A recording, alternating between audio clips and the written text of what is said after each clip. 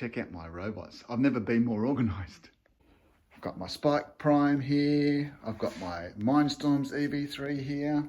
I've got all my tubs of accessories that I need, like my dash flags and the bad guys and all my laminated pieces and my field corners, my sanitizer, my puzzle cards, my dash Minecraft cards, my coloured maze bits, my small bad guys, my IndyCar booklets, my Spike Prime motors, my Spike Prime parts, my Spike Prime kit, the spare one I've got, and a spare EV3 kit.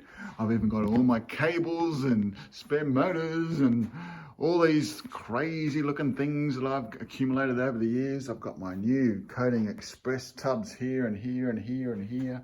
I've also got my dash in there and my Spike Prime accessories in there, including all the hubs and everything else important. More Coating Express, tubelets over there, spare wheels for Mindstorms, lots of stuff up the top like bionicle bits and spare Spike Prime parts again, and some wooden obstacles and some straps and some adapters and chargers and even a Spike Essential and even a green screen and a sign for my advertising and my soccer field and my planks and my cones.